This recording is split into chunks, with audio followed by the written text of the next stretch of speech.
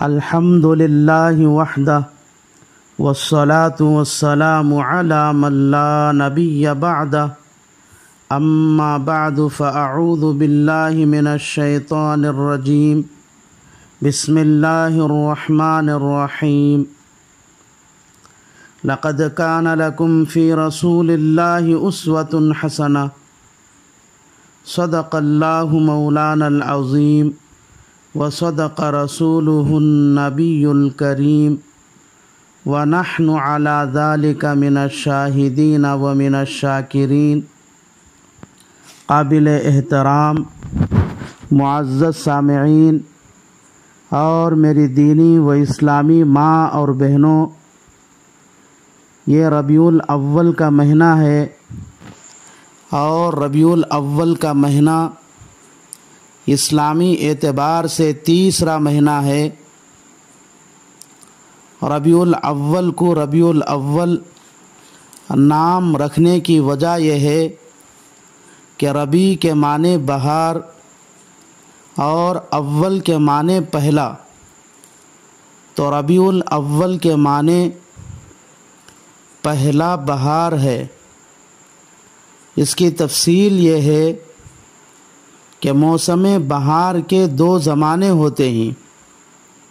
Number ایک، موسم بہار کا پہلا اور ابتدائی زمانہ جس میں پھل اور پھول درختوں پر لگنے شروع ہوتے ہیں۔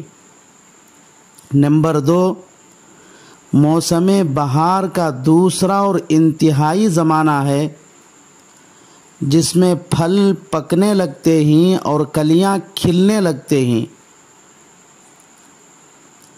تو موسم بہار کے پہلے اور ابتدائی زمانے کو ربیع الاول کہا جاتا ہے اور موسم بہار کے دوسرے اور انتہائی زمانے کو ربیع الثانی کہا جاتا ہے،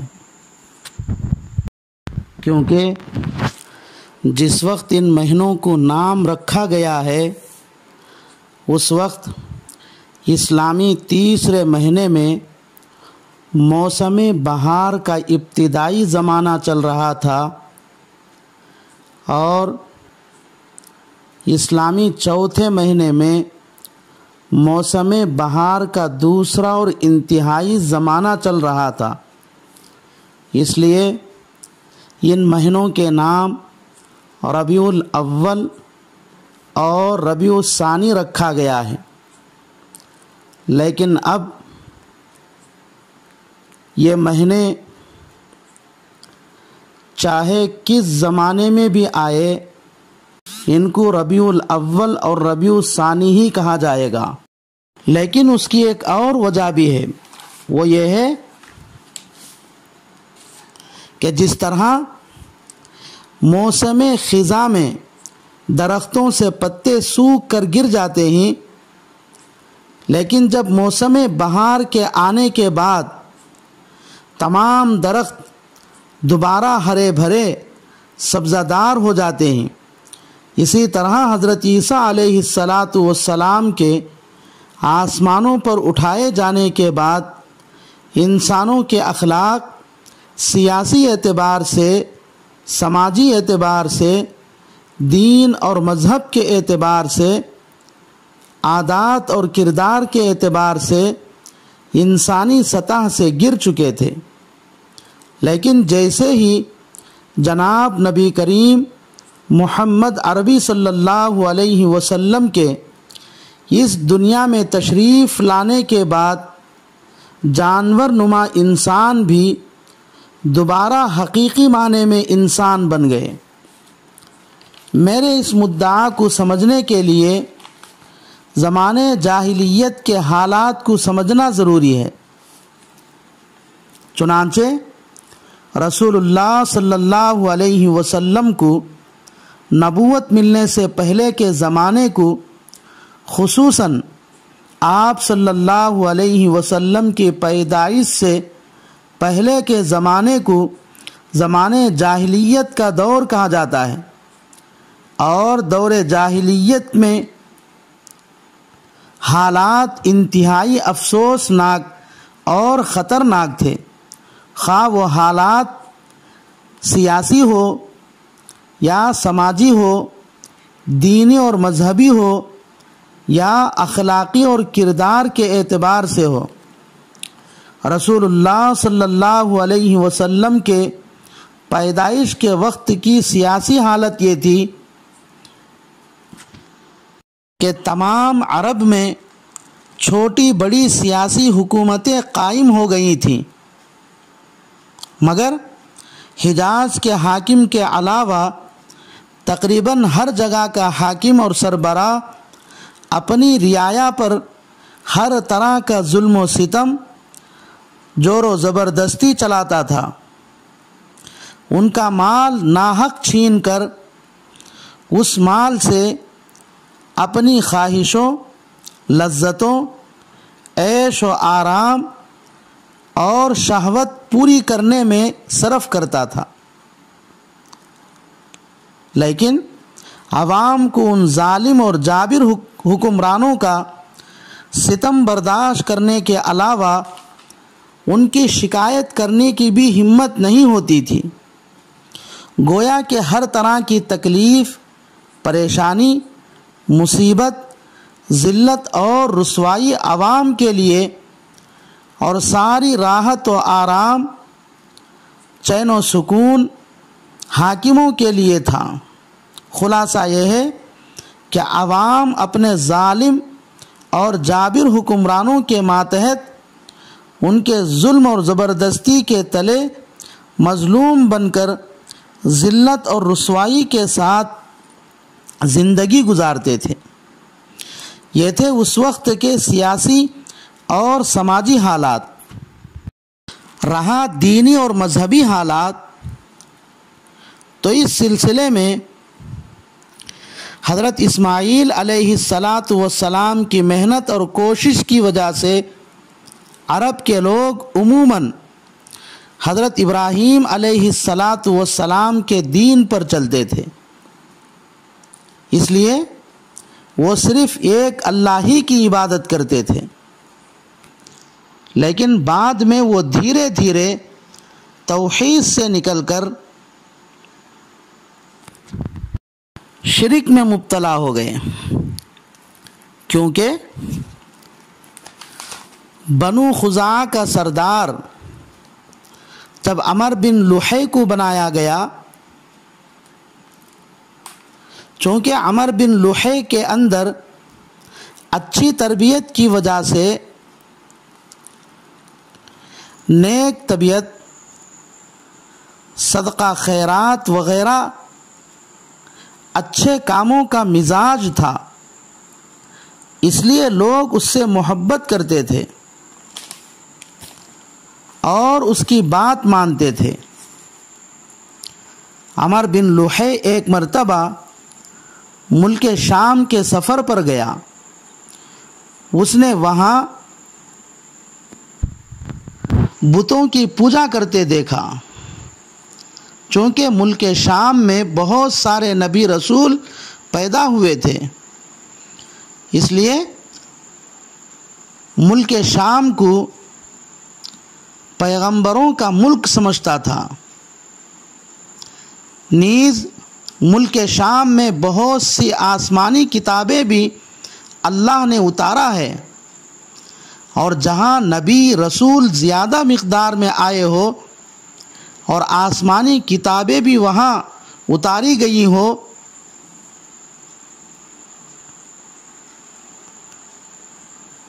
اس لیے عمر بن لحی نے وہاں کے لوگوں کو بتوں کی پوجا کرتے دیکھ کر ان کے اس بتوں کے پوجا کرنے کو صحیح، حق اور نیکی کا کام سمجھا، اور وہاں سے حبل نامی ایک بت اٹھا کر مکہ میں لے آیا اور خانہ کعبہ میں رکھ دیا، اور لوگوں کو اکٹھا کر کے ملک شام کی کارگزاری سنا کر مکے والوں کو اس بت کی پوجا کرنے کی دعوت دی، اور مکہ والوں نے عمر بن لحی کے کہنے پر حبل نامی بت کی پوجا کرنے لگے۔ اس طرح عرب میں بت پرستی شروع ہو گئی۔ حبل نامی بت سے پہلے ہی عرب میں منات نامی ایک بت بحر احمر کے ساحل پر قدید کے قریب مسلل نامی جگہ میں رکھا ہوا تھا۔ اس کے کچھ دن بعد طائف میں لات نامی بت لا کر رکھا گیا۔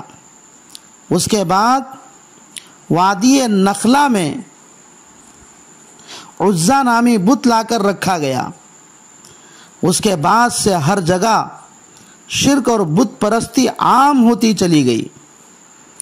اس طرح دین اور مذہبی اعتبار سے ان کے عقائد توحید سے نکل کر شرکیہ عقائد بن گئے۔ ایک روایت کے مطابق یہ بھی بیان کیا جاتا ہے کہ عمر بن لحی کے پاس ایک جن تھا۔ اس جن نے ایک مرتبہ 5 بتوں کو حضرت نوح علیہ السلام کے طرف منسوب کرتے ہوئے عمر بن لحی سے کہا کہ حضرت نوح علیہ السلام کے بت ود، سوا، یغوث، یعوق اور نصر کو جدہ میں دفن کیا گیا ہے۔ یہ سن کر عمر بن لحی نے جدہ جا کر زمین کھود کر ان بتوں کو لایا اور حج کے موقع پر ان بتوں کو مختلف قبیلوں میں بانٹ دیا۔ اس طرح بت عرب کے مختلف قبیلوں میں پھیل گئے اور شرک اور بت پرستی شروع ہو گئی۔ بعد میں چل کر عمر بن لحی نے بت پرستی کے نئے نئے طریقے ایجاد کرنے لگا اور لوگ عمر بن لحی کے شروع کیے ہوئے بت پرستی کے ان نئے طریقوں کو حضرت ابراہیم علیہ السلام کے دین میں بگاڑ نہیں سمجھا، بلکہ بت پرستی کے ان نئے طریقوں کو بدعت حسنہ کا نام دے کر عمل کرتے تھے۔ اس طرح اہل عرب اور قریش کے اندر عقائد میں بے شمار غلط رسم و رواج اور شرکیہ افعال اور اعمال داخل ہو گئے۔ ان کے علاوہ عرب میں یہودیت، مسیحیت، مجوسیت اور سابعیت بھی تھی۔ آپ صلی اللہ علیہ وسلم کے پیدائش کے وقت عرب میں یہودیوں کے مشہور قبیلے تقریباً 20 تھے۔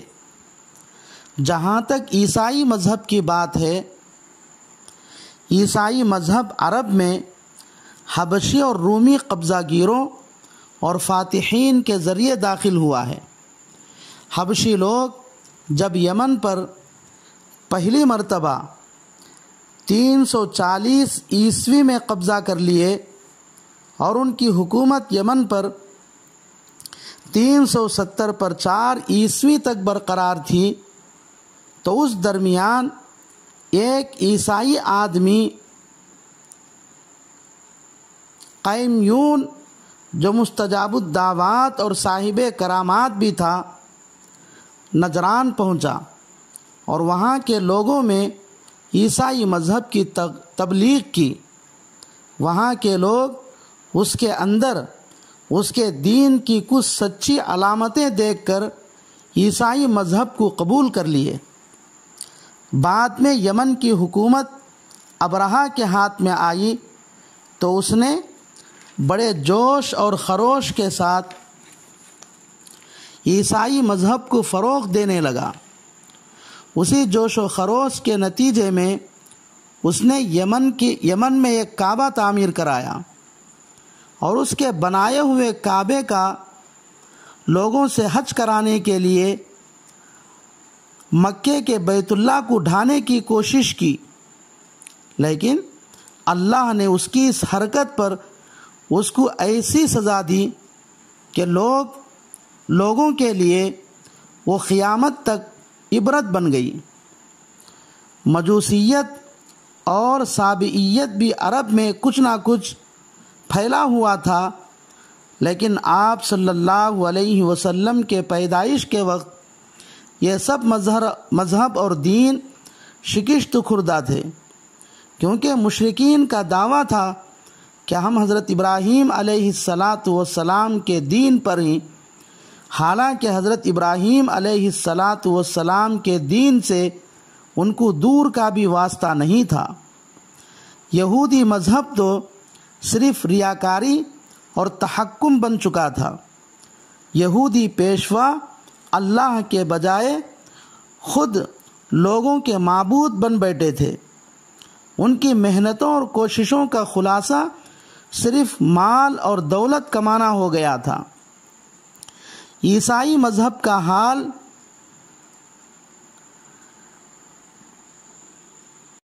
سمجھ میں نہ آنے والی بت پرستی بن گیا تھا۔ عیسائیوں نے اللہ کو اور انسان کو ایک دوسرے کے ساتھ خلط ملط کر دیا۔ مجوسی اور سابی مذہب کا حال بھی تقریباً مشرکین کے حال کی طرح ہی تھا، کیونکہ ان سب کے عقائد ایک جیسے تھے اور ان سب کے رسم و رواج بھی ایک دوسرے سے ملتے جلتے تھے۔ رہا اخلاقی کردار، عرب میں زنا عام تھا، تقریباً ہر طبقے میں زناکاری عروج پر تھی، اس سے کوئی طبقہ مستثنیٰ نہیں تھا۔ البتہ کچھ مرد اور عورتیں ان کا شریف ہونے کا احساس زنا سے دور رکھتا تھا۔ لڑکیوں کو رسوائی اور ذلت کے خوف سے زندہ دفناتے تھے، بچوں کو فقر و فاقہ اور خرچ کے ڈر سے مار ڈالتے تھے۔ آپس میں لڑائیاں جھگڑے عام تھے۔ ان کی لڑائیاں اور جھگڑے وقتی طور پر کم تو ہو جاتی تھیں مگر ختم نہیں ہوتی تھیں۔ اگرچہ کہ بعض لوگ نرم دل لڑائی جھگڑوں سے دور بھی رہتے تھے، لیکن یہ جتنے بھی احوال بیان کیے گئے ہیں، خواہ وہ احوال سیاسی ہو، مذہبی ہو یا اخلاقی ہو، یہ سب عمومی حالات تھے۔ ان حالات میں رسول اللہ صلی اللہ علیہ وسلم کی آمد امت کے حق میں موسم خزاں کے بعد موسم بہار کے آنے کی طرح ہے۔ اس لیے جس مہینے میں رسول اللہ صلی اللہ علیہ وسلم کی پیدائش ہوئی ہے، اس مہینے کا نام ہی ربیع الاول رکھا گیا ہے۔